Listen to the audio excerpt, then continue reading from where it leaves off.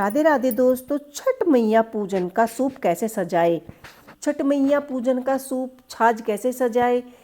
तो छठ मैया की जब पूजा की जाती है इस तरह से सूप सजाया जाता है और हिंदू धर्म में इसका बहुत ही ज़्यादा महत्व होता है। तो सूप को हम बड़े नियमों के अनुसार सजाते हैं। तो इस तरह से आप कोई भी बाँस का सूप ले लीजिए या टोकरी ले लीजिए। बाँस की टोकरी आजकल मार्केट में अच्छे से मिल जाती हैं।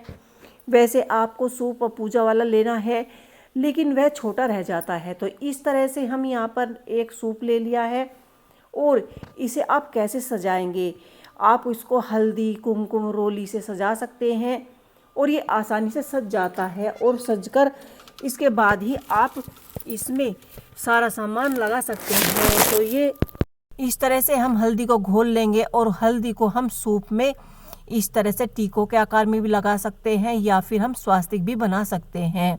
स्वास्तिक बना लीजिए या टीके बना लीजिए।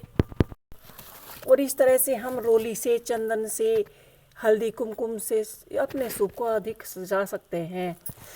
तो यह व्रत कार्तिक मास की शुक्ल पक्ष की छठ को सप्तमी युक्त होने पर सर्व मनोरथ सिद्धि के लिए किया जाता है।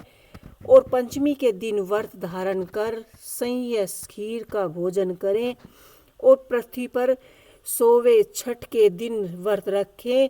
दिन में सूर्य नारायण का पूजन करें, रात्रि को जागरण करें, अनेक प्रकार के फल पकवान आदि नैवेद्य लगाएं और भगवान सूर्य नारायण के प्रेम भजन गीत गाएं। और सप्तमी को प्रातः काल सूर्य नारायण का दर्शन करें और अर्घ्य देने तथा सूर्य के सभी में आदित्य, रवि, कमलेशु, इंद्र, भास्कर, दिवाकर, प्रभाकर, शिवम, विष्णु भगवान, ब्रह्मा, भानु, दिनेश आदि उच्चारण करते हुए सूर्य नारायण को हाथ जोड़कर पूरी श्रद्धा और भावना से नमस्कार करें। इस व्रत को करने से सभी मनोकामनाएं पूर्ण होती हैं। और इस तरह से हम सूप में क्या क्या सामग्री सजा सकते हैं। तो ये सूप में हमने स्वास्तिक बना लिए हैं, हल्दी चंदन रोली के कुमकुम के टीके लगा लिए हैं। इसके बाद हमने यहाँ पर एक नारियल, फल और कुछ गन्ने, केले के पत्ते, क्योंकि संपूर्ण सामग्री हमें सूप में सजानी है।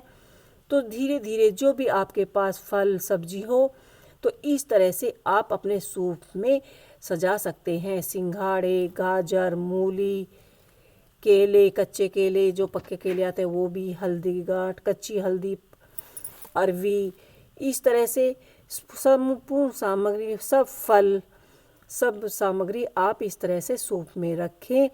और जब आप सूर्य को अर्घ्य दें तो यह आपको छाछ या सूप को हाथ में लेकर जल में खड़े होकर ये पूजा की जाती है।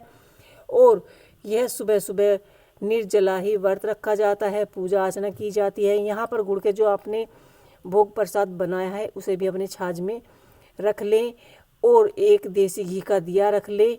अगर सुबह शाम का दिया आपको सुबह ही लगाना है तो आप 2 दिए रखें, थोड़ा सा गुड़ भी रखें। और जो गेहूँ आपने रखे थे, गेहूँ, चावल, आटा, खील, पताशे, सभी को थोड़ा थोड़ा कर कर अपना सूप सजा ले। इसके बाद पंचमेवा रखनी है आपको और यहाँ पर पान, सुपारी, हल्दी की गांठें और दक्षिणा पंडित को देने के लिए। पंडित जी को दक्षिणा आप दे सकते हैं, बर्तन दान कर सकते हैं, वस्त्र दान कर सकते हैं।